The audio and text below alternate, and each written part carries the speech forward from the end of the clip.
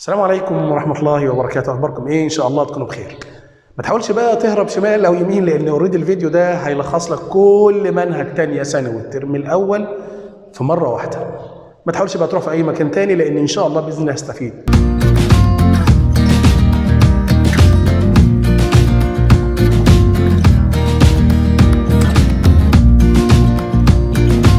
السلام عليكم. هنبدأ بقى كده الكلام من أوله خالص. طبعا يا جماعه في فيديوز كتير جدا تخص تانية ثانوي موجوده على القناه عندي، ماسك المنهج، وحدات، مراجعات، وحل تمارين. مالكش حجه يعني انك تدخل الامتحان تقول مش عارف. صعب قوي الكلمه دي صراحه يا جماعه، مع كميه المجهود اللي بذلت في قلب القناه ان شاء الله عشان خاطر تساعد حضرتك في انك تعمل حاجه كويسه. طيب دلوقتي ان شاء الله هنحاول نلخص مع بعض كده بشكل مفيد ان شاء الله طبعا المنهج او الجرامر سريعا كده، ملخص كده. هنحاول الملخص ده نوصل بيه كل المعلومات المطلوبه ان شاء الله باذن الله انك تعرفها قبل ما تدخل الامتحان. فركز بقى معايا اهو. اليونت الاولاني عندي يا جماعه بيتكلم عن في الجرامر بتاعه يعني عن حاجه اسمها الالزام والضروره. الالزام والضروره، تمام كده؟ طيب ايه حوار الالزام والضروره ده يا سيدي؟ اتفقنا قبل كده ان هي عباره عن خناقه ما بين اتنين، الالزام والضروره، ما بين كلمه ماست خلاص وما بين هاف تو. طبعا هاف تو ده يا جماعه اقدر اقول هاف تو اخواتها يعني. الاثنين عندي بيتشابهوا في ان بيجي بعدهم مصدر الفعل، ولكن الفرق عندي من حيث المعنى بقى، مش من حيث الشكل يعني، في شكل الفعل بيجي بعدهم، ان كلمه ماست بقى استخدمها للتعبير عن حاجه اسمها inner obligation او الزام داخلي، يعني الحاجه اللي انا بعملها بامر نابع من الداخل، محدش بيجبرني على القيام بيها.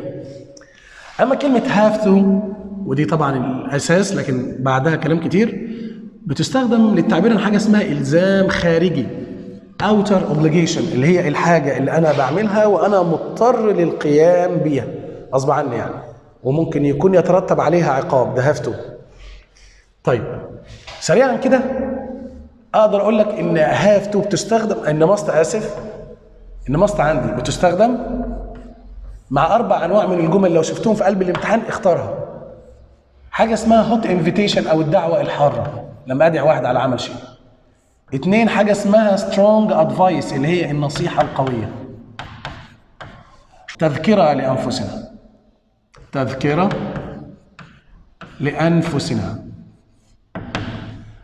بعد كده ممكن استخدم حاجة اسمها القانون، وركز معايا كويس قوي ايه اللي جاب القانون في كلمة ماست. القانون هنا يا جماعة إذا قصد به عموم القانون على عموم الناس، يعني لو أنا بدأت جملتي في القانون دي بفئة معينة وبخاطبها إنها لازم تعمل حاجة معينة، فبستخدم كلمة ماست. زي بالظبط كده لو جيت وقلت إن teachers must be at school، المدرسين لازم يبقوا في المدرسة بس يا جماعة اون تايم يعني في الوقت الايه المحدد. طيب هو ده قانون؟ قانون العمل يا جماعه. طب اللي خلاني اقول كلمه ماست هو المدرس بيروح المدرسه عشان خاطر خايف من العقاب، برافو عليك، بس هنا قصدت عموم القاعده المدرسين. طب انا لو جيت واتكلمت عن مدرس واحد بس بصفه خاصه هقول هاف تو، هقول هاز تو، طبعا اذا كان هو مفرد فبقول هاز تو. يبقى استخدامي للقانون مع ماست هو المقصود به لما اجي اتكلم عن فئه معينه يجب عليها عمل شيء، فئه وليس شخص معين. زي بالظبط كده لو جيت وقلت ان مثلا درايفرز اللي هم السواقين، درايفرز must have license، السواقين لازم يكون معاهم ايه بقى؟ license.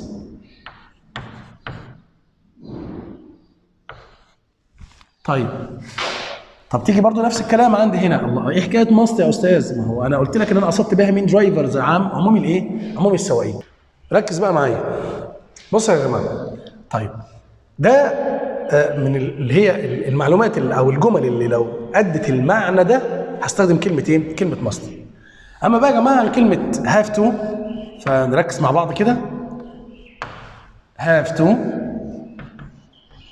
فهي يعني حوارها لا يتوقف عند شكلها كده بس. بمعنى ايه؟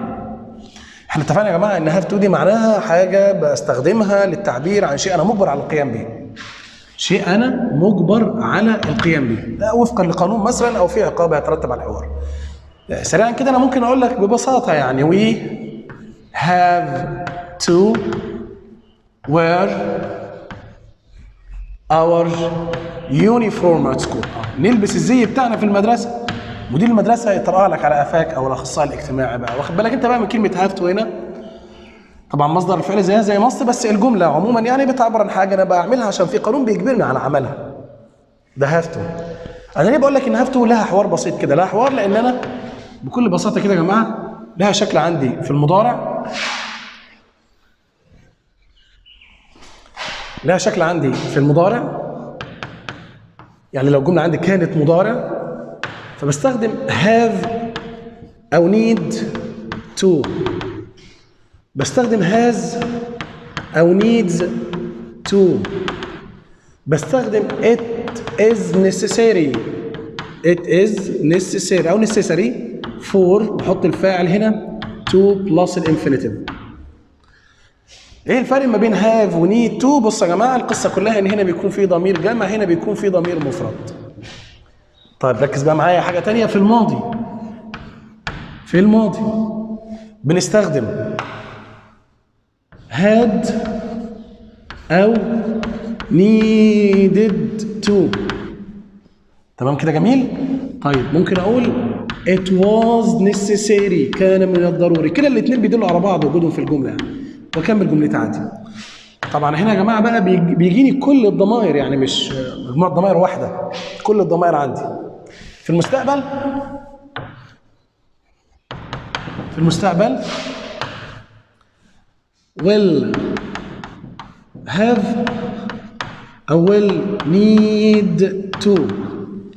طيب أو it will be necessary. it will be necessary وأكمل جملتي للآخر. طبعا هنا يا جماعة برضو بيجيني كل أنواع الضمائر. كل أنواع الضمائر. وفي النقطة دي يا جماعة حابب بقى أفكرك أو أفهمك كويس قوي إن السؤال عندي على نوعين في الدرس ده. ممكن يجيني سؤال اللي هو يختبر فهمي، هل أنا فاهم الفرق ما بين الإلزام الداخلي والخارجي، ولا بعد كده يختبرني في أزمنة أو في زمن الإلزام نفسه. يعني جملة بالمنظر ده مثلا جملة اختياري، لما يجي يقول we space respect each other. each يا جماعة each other. لو جه بقى حط لي كلمة must مع have to، فهمك للجملة بقى هنا مهمة قوي. ليه؟ احترام الآخرين ده حاجة أنت بتعملها مجبر عليها ولا بتعملها بإرادتك؟ عشان أنت متربي وابن ناس وكويس ونابع من الداخل. بمزاج يا أستاذ، ما حدش بيجبرني. برافو، يبقى أنا أختار كلمة must. خلاص كده؟ ده نوع من الجمل، ان يحط لك طرفين الدرس عندك في الاختياري. الحاجه الثانيه بقى ان يقول لك ايه بقى؟ يقول لك طيب she space a car as her workplace. لان مكان العمل بتاعها was far، كان بعيد. وراح جاي كده في الاختياري قايل لك بص ايه رايك؟ have to، has to، had to، will have to. فتيجي انت بقى بدماغك كده تلاقي ان هي اشترت عربيه لان مكان العمل كان بعيد، يبقى بعد العمل هو اللي اجبرها انها تشتري، مش حاجه بمزاجها. نيجي بقى نفكر مع بعض، هو طيب الجمله تمشي ايه؟ طب تمشي have ما تنفعش عشان دي مفرد. هاز وهاد ويل واردين عادي مفيش مشكله، كلهم بيجوا مع بدايه الجمله لو كانت مفرده. بس القصه في ان انا عندي في الجمله هنا كلمه مين يا جماعه؟ ايوه واز، وده معناها ان الجمله ماضي، فده يخليني اروح على مين؟ على هاد تو. طيب نيجي نتكلم بعد كده في حاجه ثانيه بقى، انه ممكن يعمل ايه معايا؟ انا كده يا جماعه كنت بتكلم في ايه؟ نركز كده مع بعض. ده كده اللي هو شكل هاف تو في كل الازمنه. طب النفي بقى، النفي. طب مسألة النفي، بص يا جماعة، في النفي أنا بنفي بدونت أو بدازنت أو بديدنت أو بوونت، وبعدهم بحط إما have to أو need to. الفروق عندي بس ان دي بتيجي مع الجمع، دي بتيجي مع المفرد، دي بتيجي مع كل الضمائر، ده كل الضمائر. اللي بيفرق عندي تاني ان هاف او دونت ودازنت لما اجي انفي بيهم معناها ان الجمله عندي زمانها مضارع، دي زمانها ماضي. عندي كلمه وانت دي يا استاذ زمانها مستقبل. دي نقطه مهمه قوي يا جماعه. شوف انا اجملت لك النفي، استخدم هاف تو او نيد تو طالما ان انا نفيت بواحد من الاربعه دول. عايز افكرك بقى ان في عندي كلمه تانيه اسمها نيدنت. بص يا جماعه، ودي نفيها لذيذ جدا، شرط استخدامها بيجي قبلها اي ضمير خلي بالك، ويجي لي بعدها المصدر بس بدون تو. وده يخليك بقى يا ريس تقول ان انا لو هستخدم دونت دازنت ديدنت وانت هاف او نيد تو. طب قلت نيد انت بالشكل المختصر ده، ما تحطليش بقى تو، حط لي ايه؟ مصدر الفعل عادي على طول. في فرق بينهم في المعنى الاثنين خالص نهائي. دي معناها ليس مضطر طبعا على كل واحده على حسب زمانها، ودي برضو معناها ليس مضطر. لما نيجي نحط سؤال كده يا جماعه عشان بس نبقى فاهمين الليله عندي بتبقى عامله ازاي. لو جيت في جمله اختياري كده ورحت جاي قايل she space buy a pen I can give her mine، انا ممكن اديها القلم بتاعي. راح جاي في الاختيارات كده وقايل لي ايه رايك؟ she has to، she didn't have to، she doesn't have to. مثال زي ده حته كويسه قوي انه يروح جاي جايب لك جملتين، واحده في الاثبات او في الاختيارات يحط لك اثبات ونفي، بيحيرك شويه. اللي هو بيقول لك انت فاهم اصلا الجمله عايزه تقول ايه ولا انت اي بتنجان وخلاص؟ لا، هو بيقول لك بص، من انها تشتري قلم هنا مفرد، فتلاقي مثلا الاختيارات كلها قابله انها تيجي بعد المفرد. بس انا مثلا لما بصيت في الجمله كده قدام لقيت ايه؟ I can give her، I can انا ممكن اديها القلم، يبقى معناها ده في نفس وقت ما هي عايزه تستلف القلم. يعني الجمله زمانها مضارع. مضارع يبقى انا هكنسل دي، هتكنسل دي. باقي عندي هاز تو ودازنت هاف تو. طبعا عشان مفرد بنفي بدازنت، وادي اثبات بستخدم هاز. بس طالما ان انا هديها قلم يبقى شراء القلم ده امر مش ضروري، فده يخليني اروح على مين بقى يا جماعه؟ اروح على دازنت هاف تو.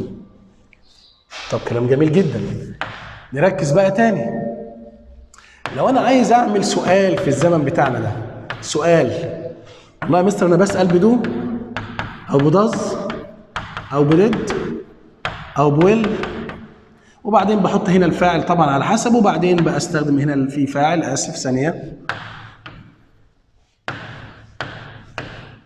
هنا الفاعل ايا كان الفاعل مين طبعا، هنا مع دو جمع، داز مع المفرد، ديد مع الكل، ويل مع الكل، وبعدين بروح جاي مستخدم كلمه هاف تو او نيد تو، وبعدين بستخدم مصدر الفعل وعلامه استفهام، لان الكلام ده كله اصلا يا جماعه بيكون معناه ايه بقى؟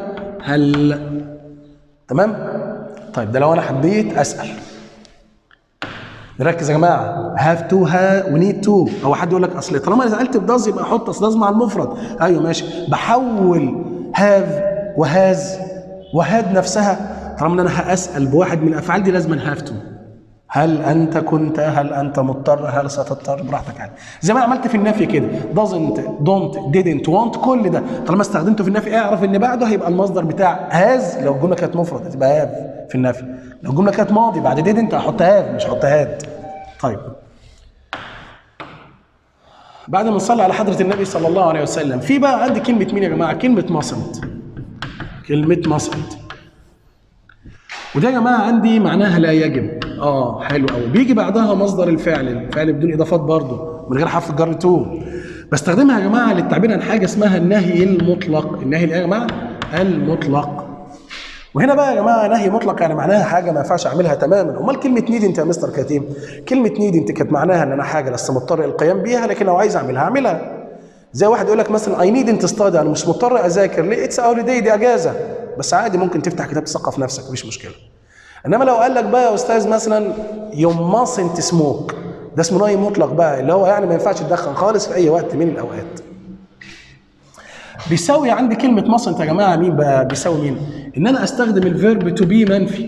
الفيرب تو بي منفي يعني ام او اذا او ار او نوت allowed to معناها مسموح ان، وبيجي بعدها مصدر الفعل.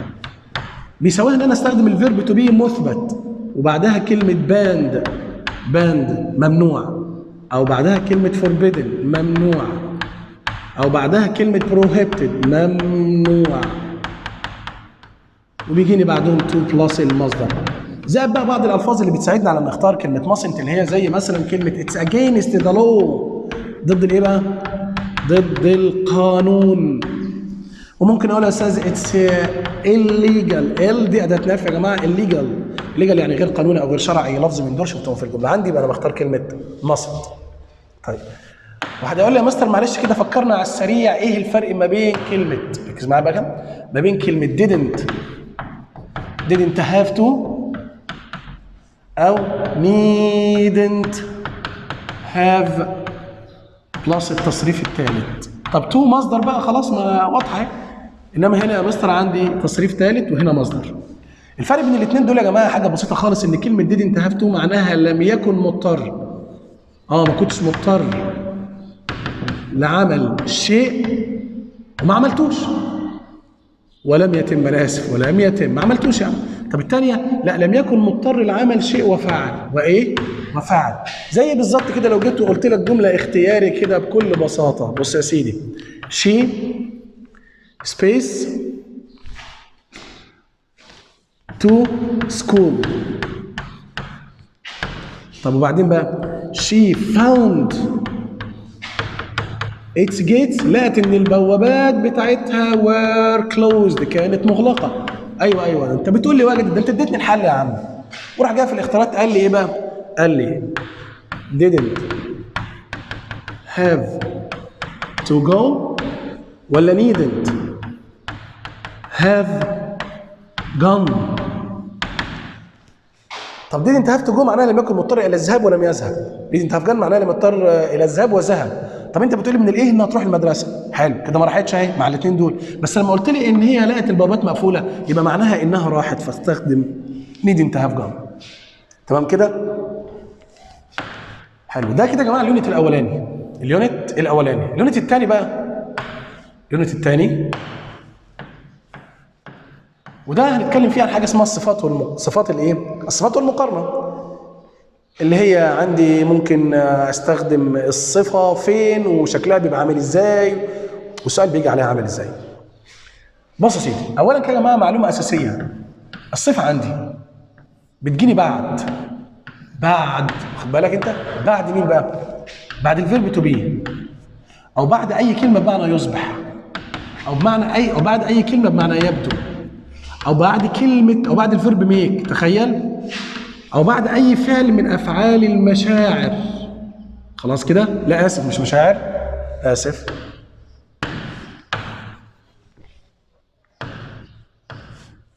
وبعد اي فعل من افعال الحواس، افعال الايه؟ الحواس.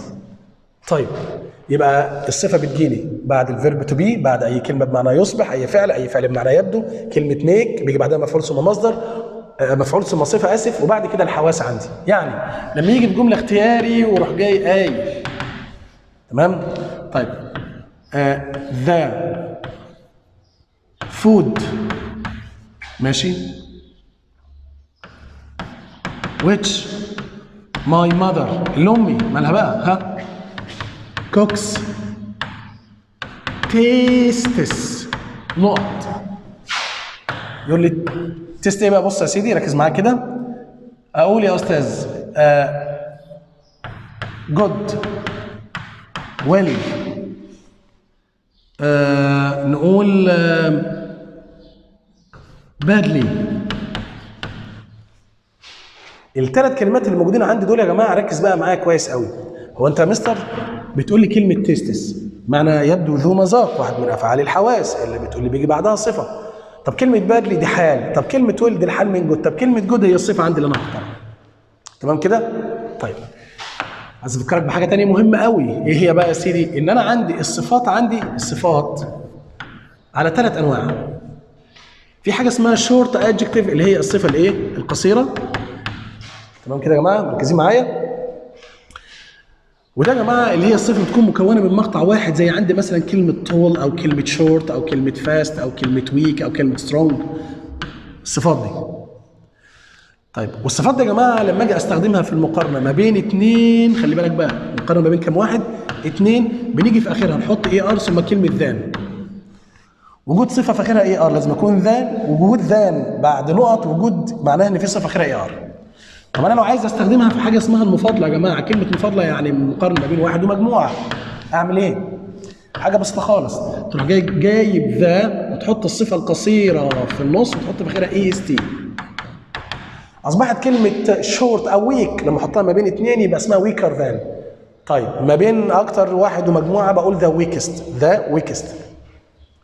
طيب في عندي بعد كده حاجه اسمها اللي هي لونج ادجكتيف، اللي هي الصفه الايه بقى؟ الطويله. ودي يا جماعه اللي هي بتتكون عندي من مقطعين فاكثر، يعني بيوتي ده نص مقطعه، فل، تمام؟ وعندي كلمه دينجرس واكسبنسيف وهكذا بقى يا جماعه، الحاجات اللي هي احنا اوريدي درسناها اثناء المنهج.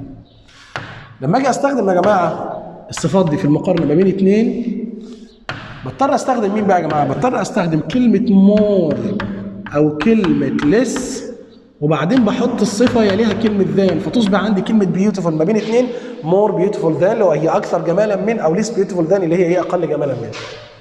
طب انا لو عايز احطها في حاجه اسمها المفاضله يا جماعه، المفاضله، ايه اللي بيحصل بقى؟ قال لك حاجه بسيطه خالص، بتروح جايب الصفه ذا موست او ذا ليست وتروح جاي حاطط الصفه في الاخر، تبقى عندي كلمه بيوتيفول لما اجي اقول ان فلان اجمل من الكل اللي موجودين دول، فبقول ذا موست بيوتيفول جيرل، ذا ليست بيوتيفول جيرل، على حسب بقى المعنى عندي ان هو عايز كلمه اكثر او عايز كلمه ايه؟ اقل. طيب في عندي بقى نوع من ثالث من الصفات اسمه الصفات الشاذه. الصفات الشاذه دي يا جماعه بقى اللي هي ايه؟ ليه سميت شاذه؟ لان انا عندي يا جماعه مثلا الصفات دي لما اجي استخدمها في المقارنه وفي المفاضله مش بضيف اليها زي ما انا عملت مع القصيره ومع الطويله، ده بغيرها تماما. يعني مثلا تلاقي كلمه جود وكلمه باد ومعايا صفه فار ومعايا ليتل وبعد كده في عندي مور ميني اسف وماتش. لما اجي مثلا استخدم كلمه جود في المقارنه ما بين اثنين بحولها الى بيتر ذان، شفت بقى اسمها شاذه ليه؟ بيتر ذان افضل منه. طب في المفاضله اسمها ذا بيست.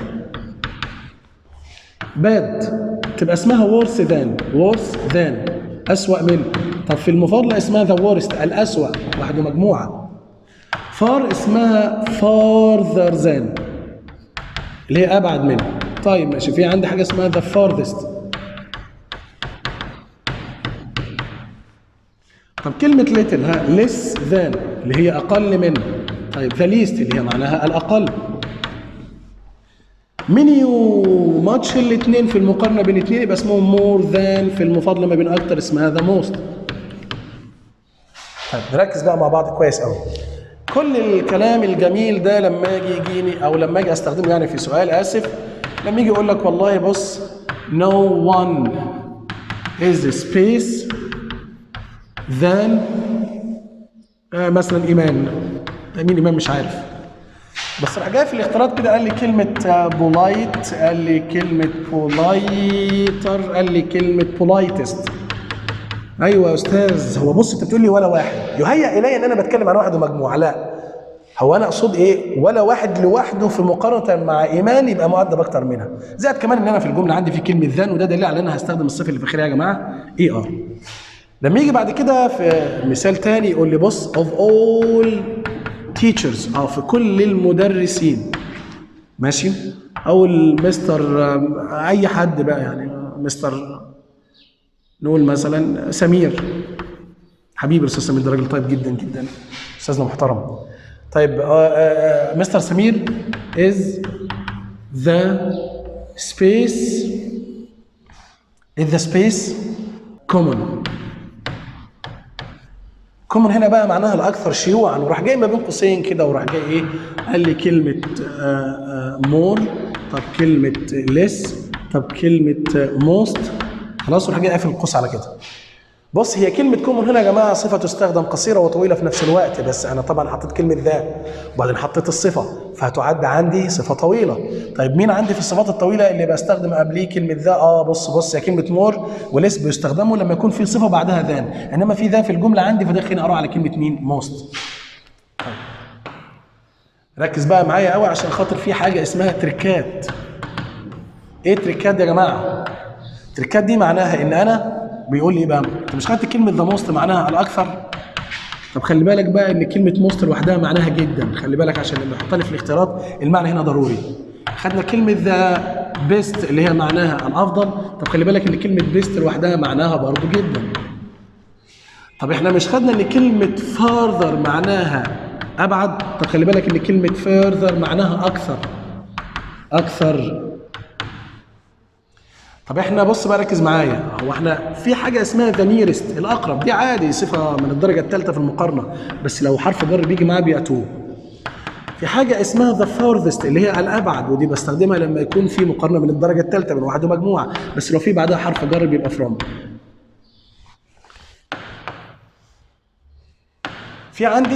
في عندي ممكن استخدم كلمه اولد، وايه الفرق بينها وبين كلمه ايلد؟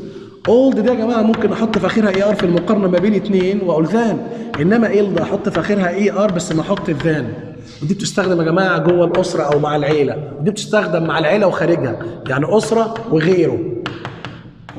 بس الفرق ان يعني هنا ممكن احط بعد الاي ار ذان، وهنا ممكن احط الاي ار، ما ينفعش احط ذان، انا اسف، ايلدر معناها اكبر منه.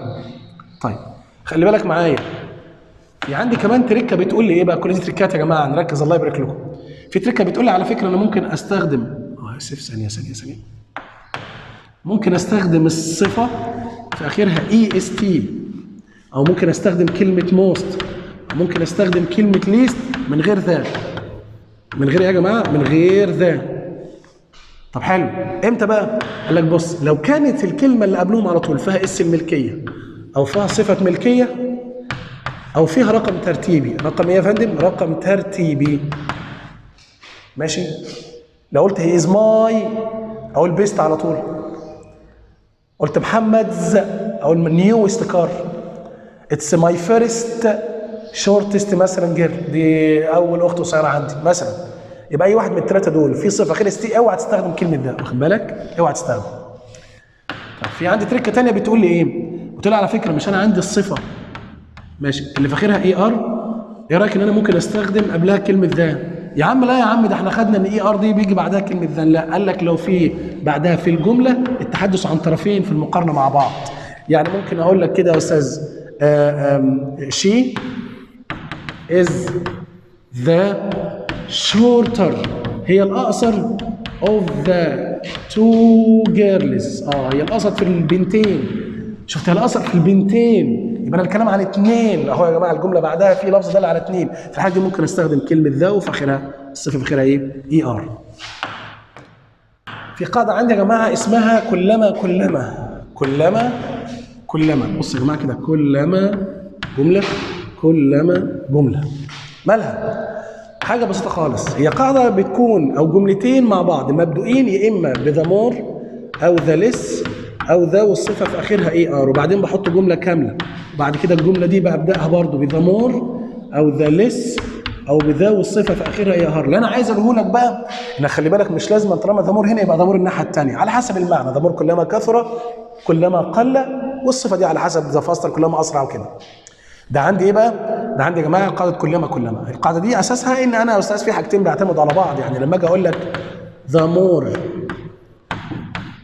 يو ترين، كل ما اتدربت ماشي اكتر، ذا بيتر، خد بالك بقى، ذا بيتر موجود ذا بيست، ذا بيتر يو ويل بي، هتبقى افضل. طبعا ده عندك اهي، ادي ذا مور وادي عندي ذا والصفه في اخرها اي ار. الفكره مش لازم يكون الاثنين زي بعض، المهم يكون القاعده واحده.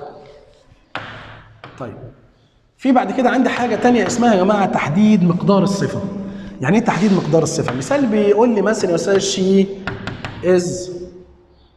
she is cleverer than her sister. هي اذكى من ايه؟ من اختها. هو بيقول لي هي اذكى من اختها، عادي جمله عاديه، بس انا ممكن احدد مقدار الذكاء ده بواحد من الكلمات ده يا جماعه، بان انا استخدم كلمه much cleverer، a lot cleverer، far cleverer، a little cleverer، a little bit cleverer، slightly cleverer. معناها ايه؟ معناها يعني ذكي بشكل كتير، بشكل قليل، بشكل بسيط، وهكذا. بعد كده عندي يا جماعه النقطه بتاعت ايه بقى؟ المساواه. المساواه equality. ودي يا جماعه قاعده بنستخدم لها كده. بصوا يا جماعه هي عباره عن ايه؟ عباره عن جمله اولها فاعل as الصفه as وبعدين الطرف الثاني في التساوي.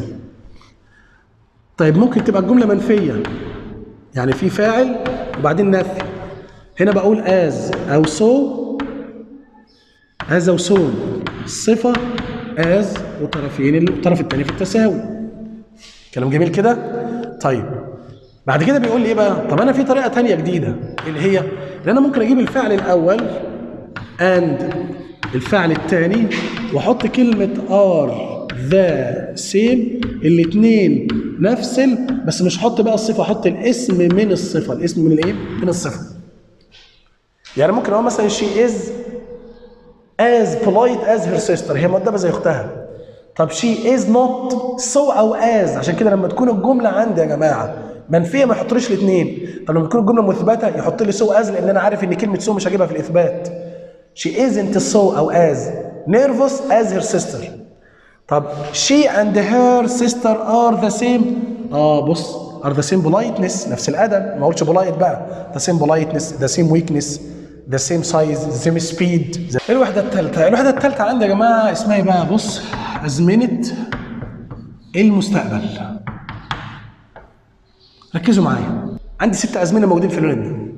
الاولاني عندي will اللي هو اسم المستقبل القريب، وطبعا بيليها مصدر الفعل. ولكن سؤال كده على السريع اساله لنفسك، امتى استخدم كلمه will؟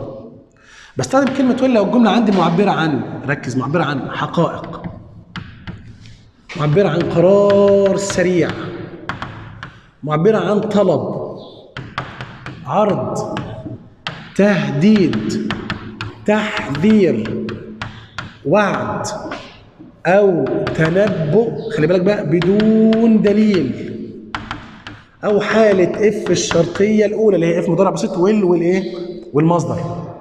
طيب او حاجه اسمها دعوه.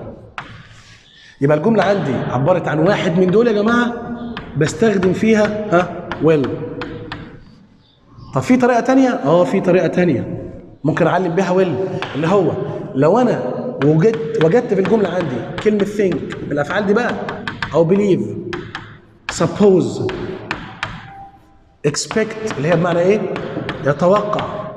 طيب sure، promise اللي هي بمعنى يوعد، predict يتنبأ، threaten يهدد، warn يحذر، hope يأمل، offer يعرض. تمام؟ الافعال دي كلها بقى يا جماعه لو شفتها نفس الكلام هاختار عندي مين؟ will. بس انا عايز اقول تكه صغيره بسيطه كده. الافعال دي يا جماعه لما تجيني في اختياري ويكون زمانها مضارع يبقى اختار will. طب فرضا يا استاذ ان لقيت زمانها ماضي يبقى مش هقول will، هقول مين؟ هقول would. تمام؟ ودي الحاجه الثانيه اللي بستخدم على اساسها مين؟ will. طيب في حاجه ثالثه؟ طبعا الحاجه الثانيه يبقى جمل تفهم من السياق، كلمات تدل على will. الحاجه الثالثه بقى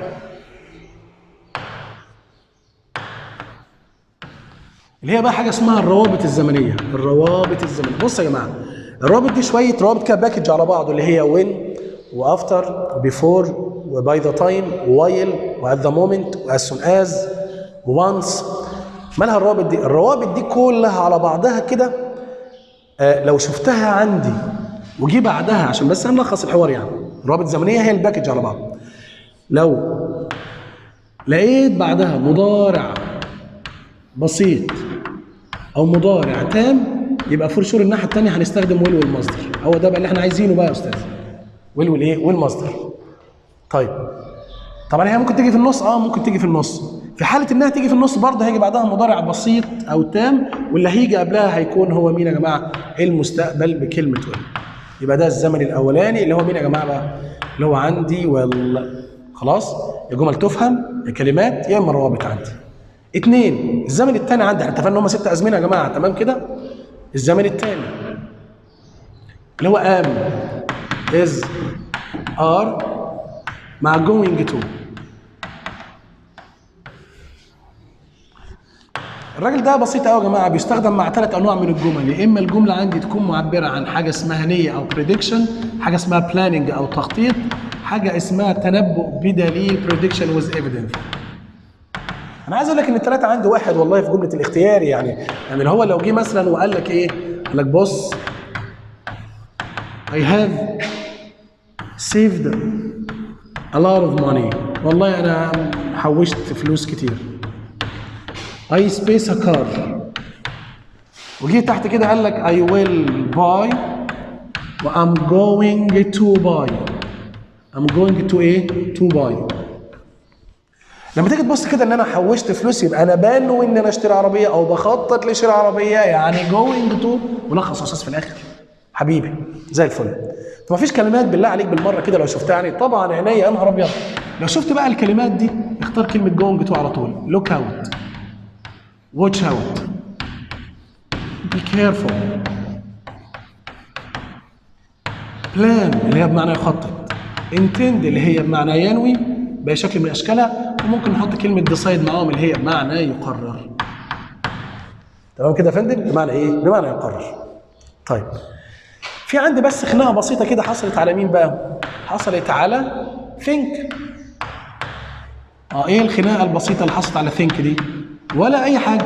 هو قال لك ان انت بتستخدم كلمه think ومعاها will، صح؟ ايوه. طب ما ينفعش استخدم think وبعدها am او is او are مع going to؟ ينفع. امتى؟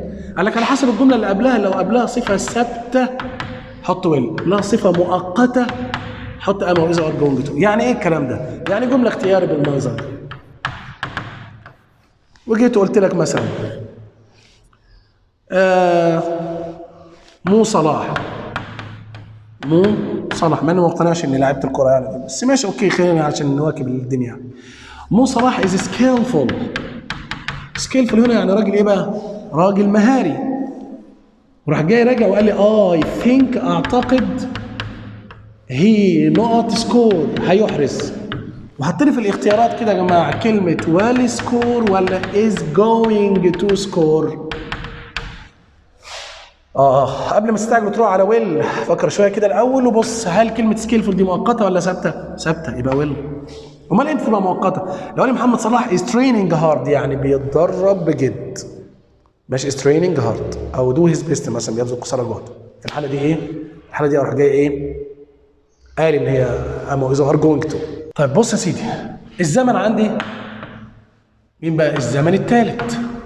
الزمن الثالث اللي هو مين بقى؟ المضارع المستمر، بيتكون من ام واز وار، الفيرب بلس اي ان جي، بس الفيرب بلس اي ان جي.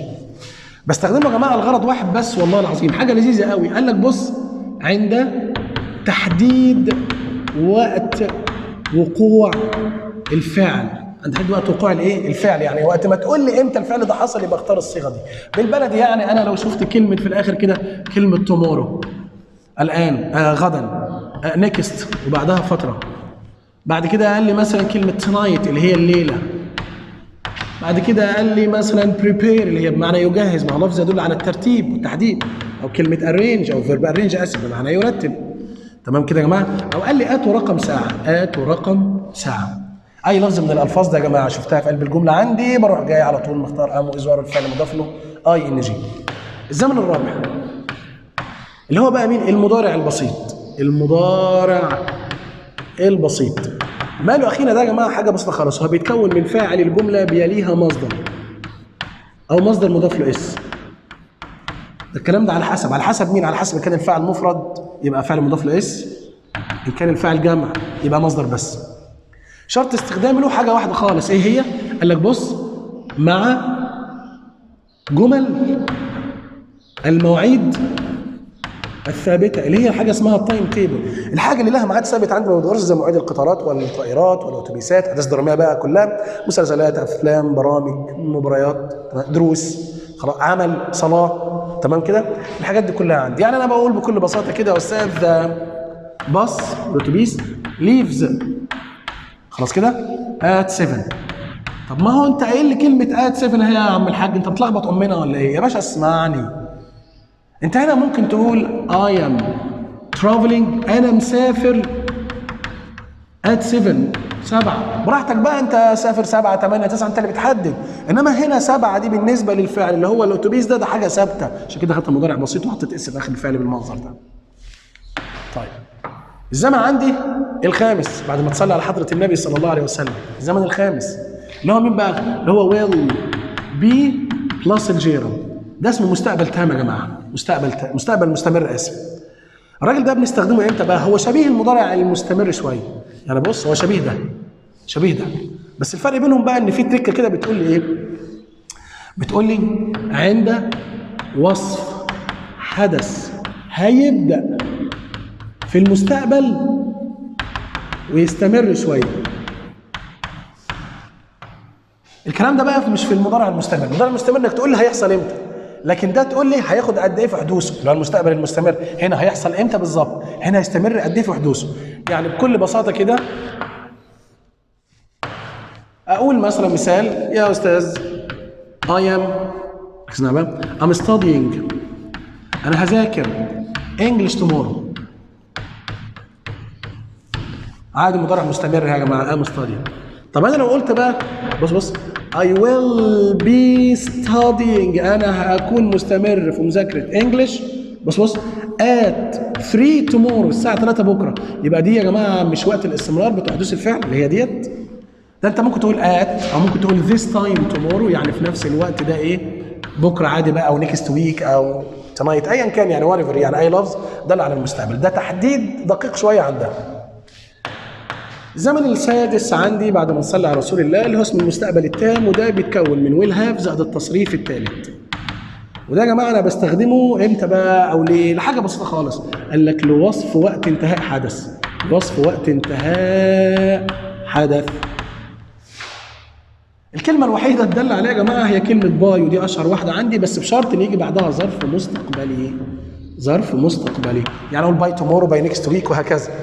لو جمله عندي بدات بمفعول ممكن احط انا هنا كده كلمه بين. كلمه ايه يا باشا؟ بين. ويل هاف بين، والتصريف الثالث لو الجمله عندي مبدوءه بمفعول. انت بتقول لي ايه؟ بيصف ايه؟ وقت انتهاء حدوث الفعل. يعني زي ايه؟ يعني زي الجمله دي كده مثلا لما اقول لك والله يا استاذ I will have built، يعني هكون اتميت بناء، شوف التصريف الثالث وخلي بالك انت، هكون اتميت بناء ماي هوم، البيت بتاعي this time، في نفس الوقت ده next year، السنه اللي جايه هكون خلصت. وممكن اقول باي اللي هي اللفظ بتاعنا بقى يا استاذ باي 2022 مثلا.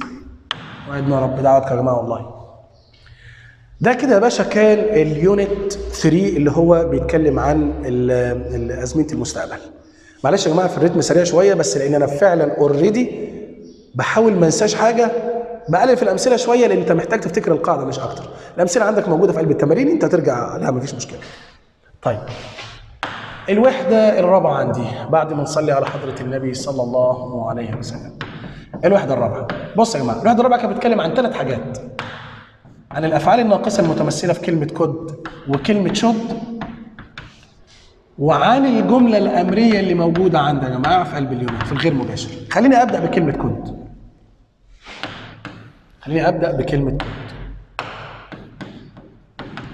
بص يا جماعه، والله كلمه كود يا جماعه بتستخدم كماضي كلمه كان بمعنى استطاع، وطبعا هي بيجي بعدها المصدر يا جماعه. الاثنين بيجي بعدهم المصدر صدقني، تمام؟ بمعنى استطاع، ده اول حاجه. 2 ممكن استخدمها في عمل طلب، لما اقول لواحد كود يو هيلب مي. ممكن اقول لواحد طلب اذن زي كود اي يوز يور كار، ممكن استخدم عربيتك. ممكن استخدمها في اعطاء اذن. اعطاء ايه؟ اذن. زي يو كود يوز ماي كار، ممكن تستخدم عربيتي. ممكن استخدمها في عمل شيء محتمل، يعني هي بتساوي عندي هنا كلمه مي او كلمه مايت. واحد يقول لك يا استاذ my father could be at home، ممكن يبقى في البيت.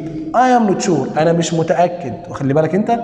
طيب هنا يا جماعه على فكره بيكون احتمال في المضارع، احتمال في ايه؟ في المضارع. ممكن استخدم كلمه كود عندي لعمل عرض، ماشي، اللي هو I could help you if you want، ممكن اساعدك لو انت عايز. ممكن استخدم كلمه كود عندي لعمل اقتراح، زي مثلا ممكن اقول لك we could go to the cinema، انا مثلا مش عارف افسح اختي، مش اختي حلوه دي، مش عارف الساحه اوديها فين بقى، عماله تزن على دماغي، اللي هي اختي برضه. فقال لها طب ما ايه رايك we could go to the cinema, we could go to this the zoo, we could go to the national park مثلا ولا حاجه. ده اسلوب ايه؟ اقتراح. طيب ممكن استخدمها في عمل توصيه. التوصيه هنا بقى يا جماعه معناها امر ليك الحريه انك تاخده او ما تاخدوش، يعني تاخد بالامر يعني او لا. زي مثلا واحد بيسالني ايه افضل نوع من العربيات مثلا ممكن اشتريه، اقول له you could buy تويوتا عربيه ياباني ونظيفه وكده. you could buy يمكنك شراء، يبقى انا بوصيه او برشح له حاجه معينه. تمام كده يا جماعه؟ طيب ده كلمه مين؟ ده كلمه كود. عايز اقول بقى معلش يا جماعه ان انا في عندي نفيها. نفي كلمه كود هو كلمه كودنت. لها برضو معنى ايه؟ معناها لم يستطع. خلي بالك بقى، لم ايه؟ لم يستطع في الماضي عمل شيء، وممكن تمشي عندي من المستحيل كانه درس استنتاج بس في المضارع. يعني ايه من المستحيل؟ يعني واحد يقول لك يا استاذ he got form او he gets او he is always the first at school. هو دايما الاول في المدرسه. فتيجي تقول he couldn't be stupid، استحاله يكون غبي. صح؟ واحد he is always the first at school، هو دايما كويس في المدرسه. he couldn't be، خد بالك بقى couldn't، وراح زي الجمله عندي قلتها مضارع، قلت he is always the first دايما الاول.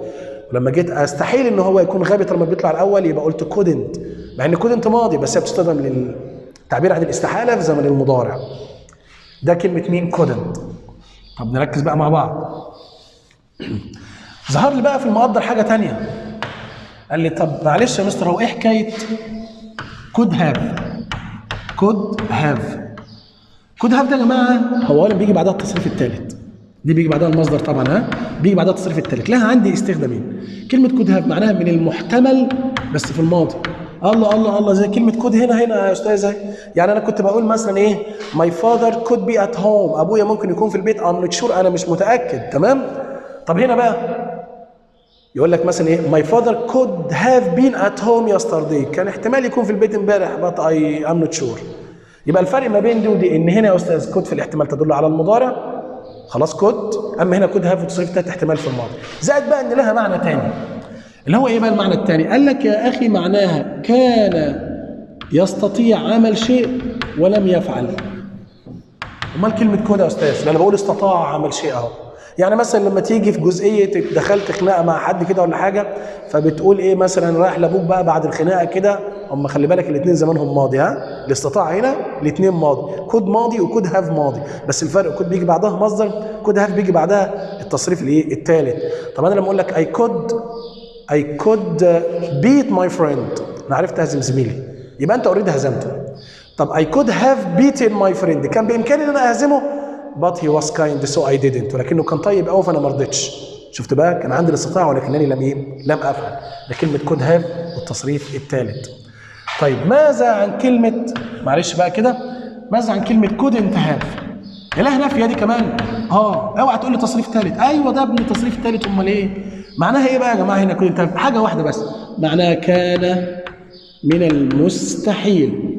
طب ما انت لسه قايل كلمه كنت من المستحيل بس في زمن الايه؟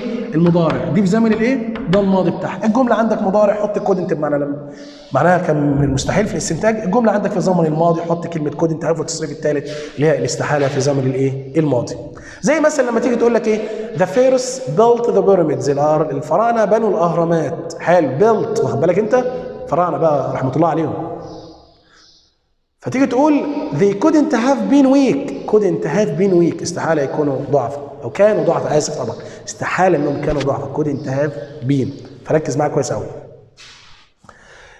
نيجي بعد كده لمين بقى؟ الشد. ايه حكايه شد دي كمان بعد ما نصلي على حضره النبي صلى الله عليه وسلم؟ بص يا جماعه، والله انا اعرف ان كلمه شد دي يا استاذ فعل ناقص بيجي بعديه مصدر الفعل بيستخدم للتعبير عن النصيحه، وبيساويها يا استاذ كلمه اسمها ought to، نفس الكلام برضو بتستخدم للنصيحه. اما المره دي بقى انا هتكلم عن حاجه اسمها اللوم. شرط استخدامي النهارده او الحوار اللي هدوس فيه مع كلمه شد هو ان انا ممكن استخدم حاجه اسمها should have او حاجه اسمها ought to have. كمان معايا حاجه اسمها shouldn't have او حاجه اسمها oughtn't to have. يا جماعه الاربعه عندي بيجي بعدهم التصريف الثالث، على عكس من كلمه شود لوحدها واوت لوحدها مصدر. بس شود هاف في الاثبات معناها مختلفه عن شود انت هاف في النفي. يعني ايه؟ شود هاف او اوت تو هاف معناها كان ينبغي ولم يتم. شود هاف كان المفروض حاجه تصل ما حصلتش. طب شود انت هاف كان لا ينبغي، الحمد لله، كان لا ينبغي وتم. يعني حاجه ما كانش المفروض انها تحصل وحصلت. ركز بقى معايا كده. وايه يا جماعه؟ وتم. يعني مثال كده على السريع، واد داخل متاخر الدرس، جمله اختياريه اهيت، بقول له يا حبيبي يو سبيس بين ليت. ماشي؟ واخد بالك انت من بين دي؟ يحط لك بقى في الاختيارات كلمه شود، ما يخلش عليك الحوار لان بين تصريف ثالث نجم. يحط لك كلمه شودنت هاف، يحط لك كلمه شود هاف. تبقى انت راجل تقيل في نفسك كده، اللي هو التاخير ده حاجه مش حلوه، يبقى ما كان ينبغي ان تفعل. طب ليه اخترت شودنت هاف؟ عشان في تصريف ثالث، كاني بلوم شخص على انه جه متاخر ولكنه فعل. ما كان ينبغي عليك ان تفعل ولكنك فعلت. خلاص يا باشا كده، فركز معايا الله يبارك لك قوي. طيب نيجي بقى للجزء الثاني في الوحده الرابعه، اللي هي الجمله الايه بقى يا فندم؟ اللي هي الجمله الامريه. الامريه. بصوا يا جماعه، انا دلوقتي عندي مثال بيقول لي ايه؟ she asked me to bring her a present. عايزين اجيب لها هديه. ليه يا حياه ابوها؟ خليفه ونسيها انا. ركز بقى معايا الله يبارك لك في دي. شايف كلمه اسكد وشايف كلمه تو؟ طيب الجمله الامريه يا جماعه بتبقى عباره عن متكلم اللي هي شي، وعباره عن مخاطب، ودي بنسميها يا جماعه الجمله بتاعت فعل القول. دي لوحدها كده جمله اسمها جمله فعل القول، فيها متكلم ومخاطب، وفي النص في كلمه اسكد. على فكره مش اسكد بس، ده انا ممكن احط كلمه اسكد او كلمه انفايتد او كلمه ادفايزد، الفعل ادفايزد كل ده شغال معايا، او الفيرب بيجد اللي هي بمعنى توسل، او الفيرب عندي لا اله الا الله سيدنا محمد رسول الله wanted. وممكن كمان الفعل عندي warned اللي هي حذر، دي نافيه يا جماعه. او عندي الفيرب encouraged اللي هي بمعنى شجع، او عندي الفيرب threatened. كل دي افعال قول عندي ممكن استخدمها. طبعا لما يحط لي في النقط مكان فعل القول ويحط لي دول اختار منهم، نوع الامر اللي موجود هنا هو اللي هيروح جاي محدد الفعل اللي هتستخدمه هنا. يعني ده تهديد حط threatened، دي دعوه حط invited، ده تحذير حط warned، ده نصيحه حط advised. براحتك بقى عادي. طب ايه حكايه تو؟ الجمله بقى من اول هنا يا جماعه، ركزوا معايا كويس قوي. الجمله بقى من اول هنا،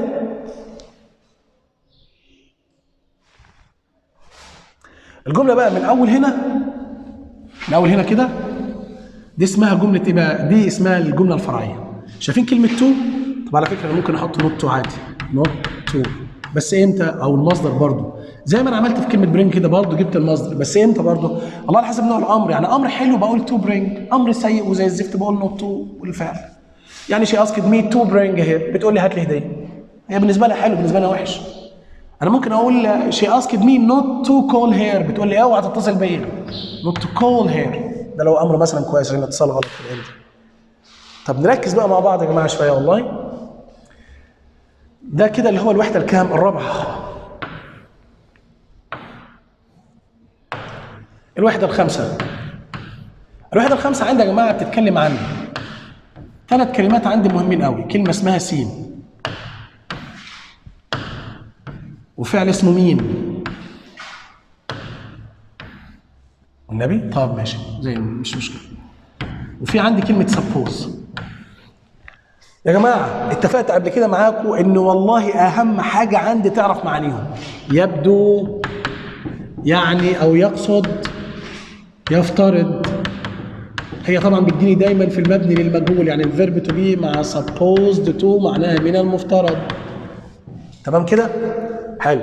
ليه معانيهم مهمه؟ عشان هي دي اللي تحل بيها، صدقني. فكك بقى من الهجايز اللي بتيجي بعد كده، بس برضه مفيش مشكله نشرح لك الهجايز دي. هو لو جه قال لك يا استاذ she married the one she loved، هي اتجوزت اللي هي ايه؟ حبته. شي سبيس هابي. انا عارف كله بيشتم دلوقتي يقول لك ده يطلع عين ابوهم بعد كده.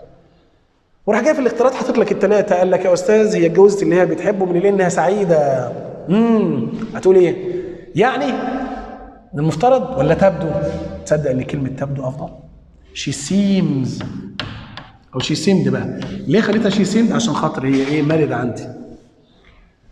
والله تمشي كلمه سيمز كمان حتى، يعني سعيده دلوقتي عادي، بس هو يعني احتراما للزمن ممكن نقول كلمه سيمد الافضل.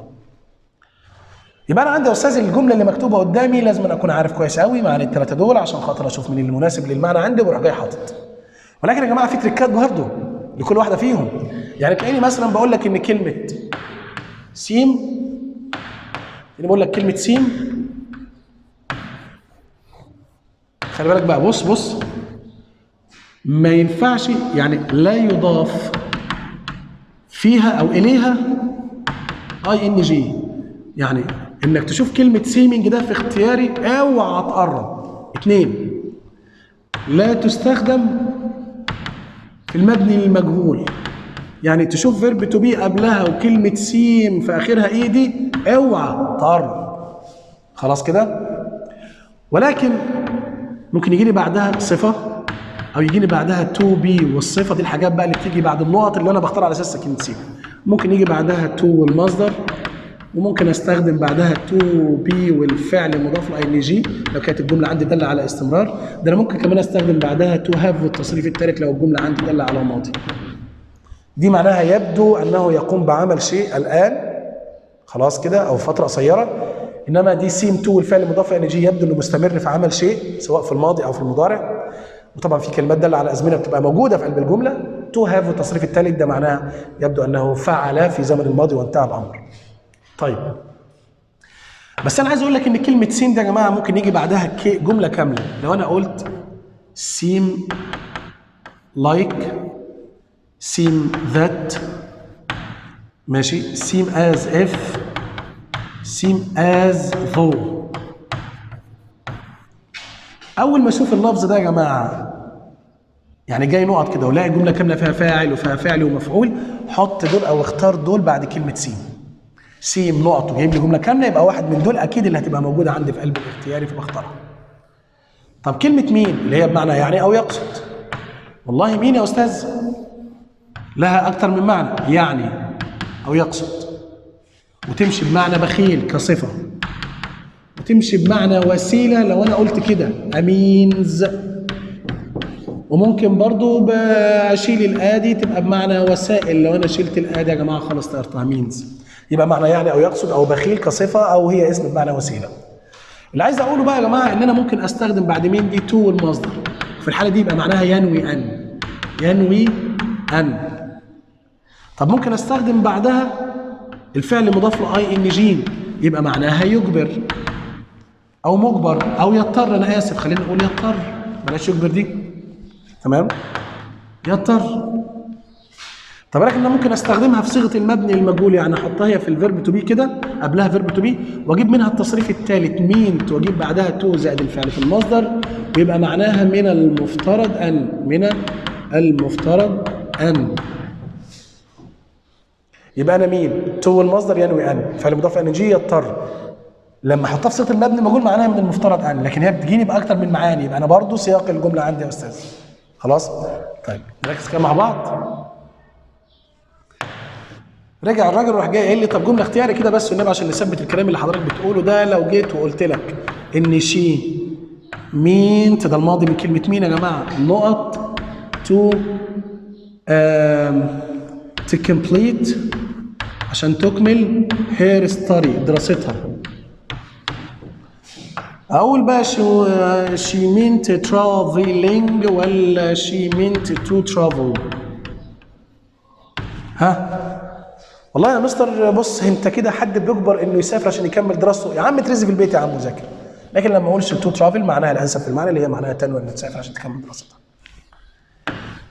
اللي انا عايز اقوله بقى يا جماعه ان انا عندي الفيرب تو بي ده اللي اتفقنا انه لو جه قبل كلمه مين وجت في التصريف الثالث بالمنظر ده وحطينا بعدها تو المصدر مثلا، بتساوي عندي الفيرب تو بي مع كلمه supposed to والمصدر الاثنين عندي معناهم من المفترض ان، يعني صعب قوي ان هم يجوا في اختياري مع بعض، من المفترض. الا بقى يا جماعه اذا جاب لي جمله اختياري وراح جاي مغير لي خلي بالك بقى، مغير لي الفيرب تو بي. يعني ايه مثلا؟ يعني مثلا يقول لك يا استاذ واي ار يو هير، انت بتعمل ايه هنا يا ابني؟ يو نوت تو بي ات هوم، من المفترض ان تكون في البيت يا ابني، مش انت المفروض في البيت يا حبيبي. وراح جاي قال بقى بص يا جماعه كده، يو ار مينينج، يرضي ربنا. على فكره غلط، ما ينفعش احط اي ان جي في اخر كلمه مين نهائي، يعني لو كتبت الاختيار بقول لك غلط اهو. 2 يو سيم، سيم انت تبدو، انت تبدو انك في البيت. ايه انت تبدو في البيت؟ انا بقول انا شايفه قدامي في مكان تاني غير البيت، اقول له انت تبدو انك في البيت. غلط، المعنى مش ماشي، رغم ان هي اساس سيم شكلها حلو بس معناها مش تمام. طب يقول لك يو ار ماشي سبوزد، وبعد كده قال لك يو وير سبوزد. الاثنين عندي فيرب تو بي والاثنين لا اسف لا معلش يا جماعه. يو وير مينت، هي وير مينت وار سبوز الاثنين عندي معناهم من المفترض، بس الفرق في الازمنه، دي صحيحه في زمن الماضي، دي صحيحه في زمن المضارع. الجمله عندي اللي مكتوبه عندي في الجمله فوق اهي يا جماعه، الكلام المكتوب عندي في الجمله فوق ده اللي هي في وجود كلمه ار، يعني انا بتكلمه وانا شايفه قدامي المضارع، فاخترت دي على هذا الاساس. يو ار سبوز، لو الجمله كانت ماضي كنت هروح على دي. ده يا جماعه كده الوحده الخامسه. صلي على رسول الله. يونت 6. بص يا جماعه، الوحده السادسه عندي بتتكلم عن حالات اف الشرطيه. اف الشرطيه حاجه كده اساسيه يا جماعه، طبعا اف بمعنى لو او اذا، حاجه كده اساسيه اعرفها مهمه قوي، ولازم أن تكون داخل الامتحان فاهمها، ما ينفعش تخش الامتحان من غيرها نهائي. يا من ده اللي هو انا يا استاذ اف بيجي بعدها جملتين، ففي عندي حاجه اسمها حاله الصفريه. اف الحاله الصفريه دي يجي لي هنا مضارع بسيط، مضارع بسيط، وبشرط ان تكون الجمله عشان استخدم الزمنين دول صح، تكون الجمله عندي معبره عن حقائق واحداث مؤكد وقوعها. الحاله عندي الاولى من اف مضارع بسيط او اي زمن مضارع عموما، بس هو الاكثر مضارع البسيط. جواب الشرط عندي حاجات كتير بقى، يعني اشهرهم ويل والمصدر او كان او مي. ممكن استخدم شد، ممكن استخدم مي، ممكن استخدم ما، الكلام ده موجود عندك، وهسيب لك في خانه الوصف تحت الرابط بتاع الايه؟ بتاع الحالات. الحاله الثانيه من اف ماضي بسيط، ماضي بسيط. جواب الشرط عندي هيبقى وود والمصدر على اساس انها الاشهر، طبعا في وود وكود وايه مايت، بس دي الاشهر. الحاله الثالثه من اف بيقول لي ان هنا بيجي ماضي تام، ماضي يا جماعه تام وهذا التصريف الثالث. جواب الشرط هيبقى وود هاف والتصريف الثالث.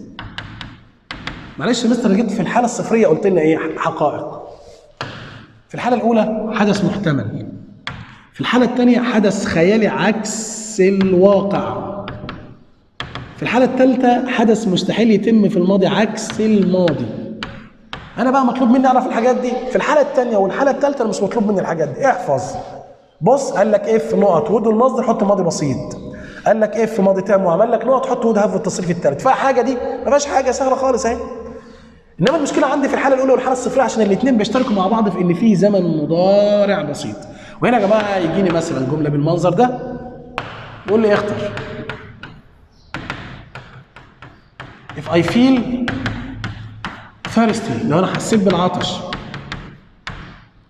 I not I will drink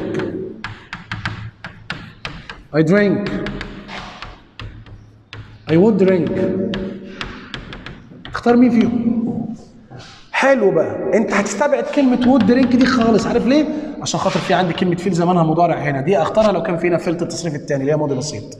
انما انت لقيت عندك يا باشا مضارع بسيط فاخترت، طب احط ويل تبقى حالة أولى ولا احط مضارع بسيط تبقى حالة انا اعمل ايه؟ ايه القصة دي؟ ولا حاجة، افهم يا ابن الحلال.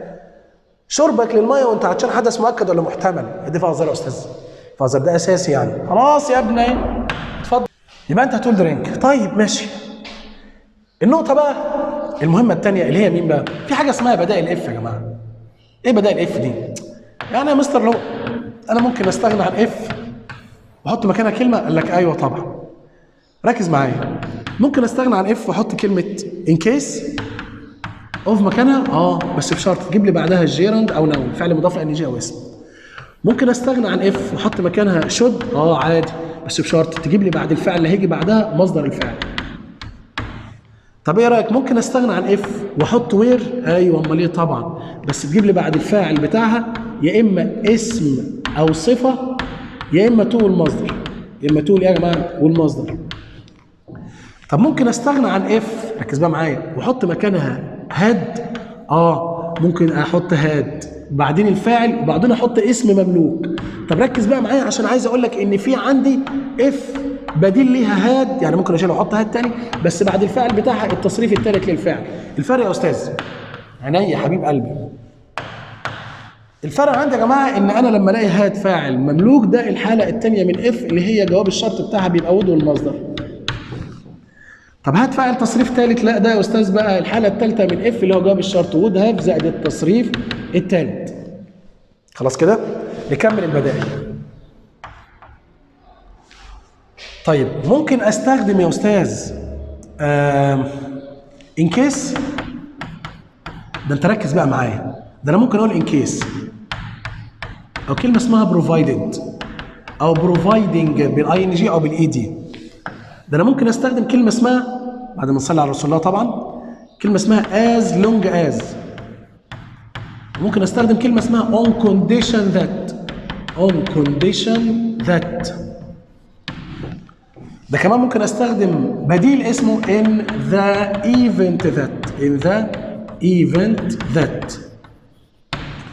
الجميل بقى يا جماعه ان معلش ثانيه واحده كده ان الحاجات دي ان الكام رابط دول قال لك بيساوي اف دون شرط تغيير في الجمله، على عكس من دول. شفت لما قلت ان كيس اوف؟ طب هنا في ان كيس، خلي بالك بس معايا ان كيس وفي ان كيس اوف اهي. ان كيس اوف بجيب بعدها فعل مضاف ان جي، اقول ان كيس اوف ستادينج اي ويل سكسيد عادي مفيش مشكله. انما ان كيس اي ستادي، ان كيس اوف بروفايدنج وبروفايدد واز لونج از وان كونديشن ذات وان ذا ايفنت ذات، كل الحاجات دي لما بستخدمها مكان اف ما بغيرش حاجه في قلب الجمله، بروح جاي اسيبها زي ما هي، بسيب شكل الجمله زي ما هو يعني. يبقى ده خلي بالك من البدائل ده يا جماعه اهي، والشروط بتاعت كل واحد يا جماعه الله يبارك لك، خلي بالك كويس قوي. هو بيجيب لي نقط في اول الجمله وراح جاي حاطط لي فاعل وحاطط لي شكل جمله. انت بقى قبل ما تفكر تختار شوف بعد الفاعل في ايه؟ جيرند. طبعا مش جيرند، ما محتاجش فاعل اسف. في مصدر يبقى شود، في اسم او صفه يبقى وير، في تو المصدر يبقى وير، في اسم مملوك وفي وود والناحيه الثانيه يبقى هاد، في وود هاف والتصريف الثالث او الهاد فاعل هاد.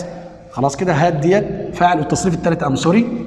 طيب هل البدائل كده خلصت؟ لا، في بدائل عندي بقى اسمها بدائل النفي. بدائل اللي هي يا جماعه النفي. بص يا جماعه، انا في الطبيعي كده كل حاله من حالات اف لها نفي بتاعها، يعني الاولى لحد من الصفريه لحد الايه؟ لحد الثالثه. فتلاقيني مثلا بقول اف يجيني بعدها doesn't، طبعا في نفي عليها يا جماعه، او don't او didn't او hadn't. تلاقيني بعد don't doesn't didn't بجيب المصدر، تلاقيني بعد hadn't بجيب التصريف الثالث. اللي انا عايز اقوله بقى ان اف مع دونت ومع دازنت دي يا جماعه الاثنين دول بالذات دول حاله اولى يعني جواب الشرط ويل. طب دي حاله ثانيه جواب الشرط وود. طب دي حاله ثالثه جواب الشرط بيبقى وود هاف والتصريف الكام؟ وود هاف والتصريف الثالث. ركز معايا، يبقى ده الطبيعي بتاع اف ان انا بنفيها على حسب كل حاله من الحالات. الحاله الاولى دازنت ودونت، طبعا هنا مع المفرد، هنا مع الجمع، هنا مع كل الضمائر، هنا مع كل الضمائر. طب ما فيش طريقه ثانيه للنفي غير ان انا احط دونت ودازنت وديدنت وانا بلا بلا بلا والقصه دي كلها؟ في يا عم الحاج طبعا. مين بقى يا جماعه؟ بعد ما نصلي على رسول الله، في عندي كلمه اسمها unless. دي بقى معناها لو لم. دي بقى مش محتاجه الهري بتاع دونت ودازنت. يعني ايه؟ قال لك بنجيب بعدها فاعل وبعد الفاعل بص بقى يا اما مصدر مضاف له اس او تصريف ثاني او هاد والتصريف الثالث. ايه الفرق بقى؟ ولا حاجه يا باشا. دي كده في الحاله الاولى اللي جواب الشرط بتاعها ويل والمصدر، ما فيش بعد انلس يا ابني، هي نفي يا ابني. طب هنا هيبقى وود والمصدر، وود والايه؟ والمصدر، عشان دي الحاله الكام؟ الثانيه. طب هنا بقى انلس فعل هاد والتصريف الثالث تبقى مين؟ تبقى وود هاف زائد التصريف الكام؟ الثالث. تمام كده يا جماعه؟ معناها لو لم تحتاجش النفي الجمله بعدها مثبته زي ما انت شايف كده. والمعنى مهم جدا يا جماعه بتاعها، لان انا عندي كده اصبحت هي واف الاثنين الاصليين واحد. يعني هي زي اف كده بيجي بعدها جمله كامله عادي، بس الفرق ان دي لو ودي لولا. المعنى بتاع الجمله بقى عايز مين في الاثنين؟ بص خلاصه الكلام يعني انا عايز اقول لك بس انك لما تيجي تحل اي جمله تخص حالات اف الشرطيه حاول تركز في اللي انا هقوله ده. اول حاجه عندي بص في شكل الجمله بعد النقط كويس قوي حددها هل هي جمله كامله ولا فعل مضاف ان جي ولا اسم ولا صفه عشان تعرف تختار البدائل بعد ما تذاكر البدائل طبعا. الحاجه الثانيه لو لقيت ان الاختيارات اللي موجوده عندك في قلب الاختياري تحت يعني كلها كده بيجي بعدها جمله كامله وفي جمله كامله الجا للمعنى عندك ما في لو وفي لو لام وهكذا يا جماعه مش كده؟ فركز هنا في الله يبارك لك. طيب هل البدائل كده انتهت بتاعت النفي؟ لا طبعا. في عندي بقى يا جماعه بص بديلين كده ناشئين مع بعض، عندي كلمه without ودي معناها بدون، وفي عندي كلمه اسمها but for برضه نفس الكلام بدون او لولا. without يا جماعه عندي بقى بديل اف في النفي، اعتبرها بديل اف بيجي بعدها فعل مضاف اي ان جي او اسم، انما هنا بيجي بعدها اسم فقط لا غير. ما تلخبطش ابونا يا استاذ زياد، ما فيش لخبطه ولا حاجه. ليه؟ اصلك لسه قايل دلوقتي بص ركز معايا، لسه قايل ان في عندي ان كيس اوف بيجي بعدها فعل مضاف لاي ان جي. بعد كده رجعت تاني وقلت without بيجي بعدها فعل مضاف ان جي. هتلخبطني ليه؟ يا ابني الثانيه معناها اثبات لو او في حاله، دي معناها بدون، المعنى بتاع الجمله عايز مين في الاثنين؟ ولبس يا سيدي ما فيش مشكله. يعني مش معنى ان انا جايب بديلين يكونوا الاثنين بيجي بعدهم نفس الحاجه يبقى انا اتلخبط، المعنى بتاع الاثنين ده اثبات ده نفي وهكذا. تمام؟ طيب اخر حاجه ان شاء الله، معلش اسف كده. اخر حاجه هنقولها في عندي طريقتين في النفي، واحده اسمها لا اله الا الله سيدنا محمد رسول الله، واحده اسمها if it weren't for ودي معناها لولا، وفي عندي حاجه اسمها if it hadn't been for ودي برضو نفس المعنى بمعنى لولا. الفرق بين الاثنين ولا اي بتنجان، فرق حلو قوي. عارف ليه؟ الاثنين بيجي بعدهم جيراند فعل مضاف ان جي او اسم. في فرق بينهم؟ على فكره دي جواب الشرط بتاعها بيبقى would والمصدر، يعني دي نفي الحاله الثانيه من اف، ودي جواب الشرط بتاعها بيبقى would have والتصريف الثالث. طيب